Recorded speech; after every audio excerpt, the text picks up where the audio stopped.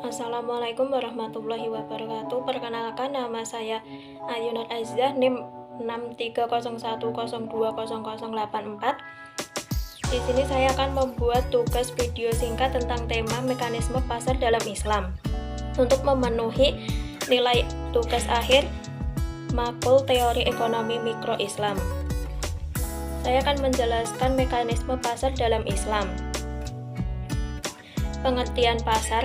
Pasar adalah tempat bertemunya antara penjual dan pembeli dan melakukan transaksi barang atau jasa.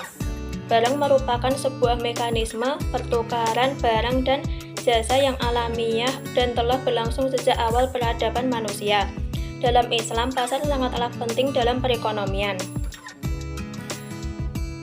Perspektif Islam. Pasar yang selama ini berkembang khususnya di Indonesia hanya tertuju pada upaya pemaksimalan untuk mencari keuntungan.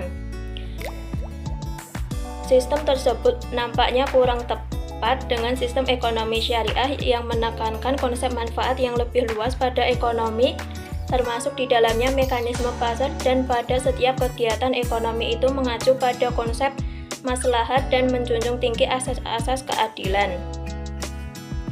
Realisasi dari konsep syariah itu memiliki 3 ciri yang mendasar, yaitu yang pertama adalah prinsip keadilan, yang kedua menghindari kegiatan yang dilarang, dan yang ketiga adalah memperhatikan aspek kemanfaatan.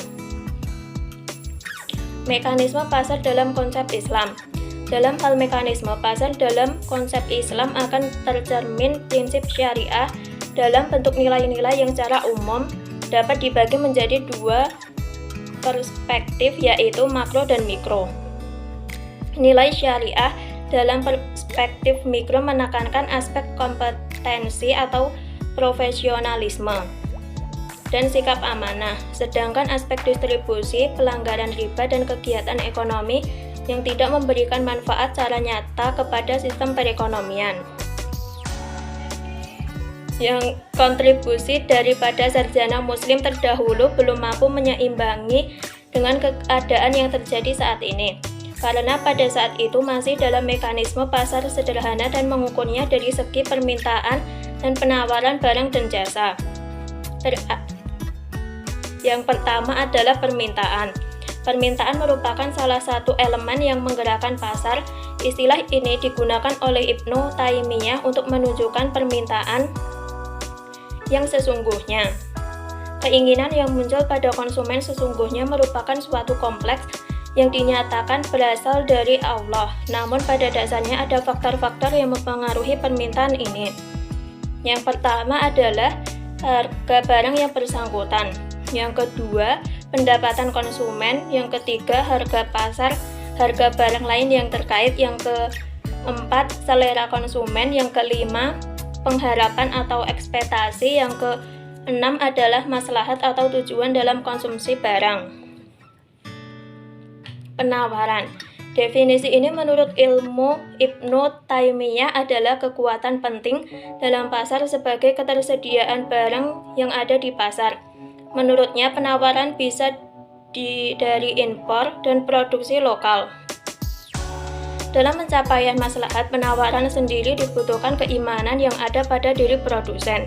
Apabila jumlah maslahat yang terkandung dalam barang yang diproduksi, maka akan meningkatkan jumlah produksinya. Dengan naiknya permintaan agraret, maka sesuai dengan teori permintaan. Jika permintaan naik, maka harga akan naik. Distorsi pasar. Ada 4, yaitu penimbunan barang, penentuan penetapan harga, riba, dan tadlis. Yang pertama adalah penimbunan barang. Pedagang melakukan ihtikar, yaitu melakukan penimbunan barang dengan tujuan spekulasi. Yang kedua adalah penentuan penetapan harga. Yang keempat, riba, salah satu ajaran Islam yang penting untuk menegakkan keadilan dan menghapuskan eksploitasi dalam transaksi bisnis, adalah dengan melarang riba. Yang keempat adalah tadlis. Tadlis ialah transaksi yang mengandung suatu hal yang tidak diketahui oleh salah satu pihak unknown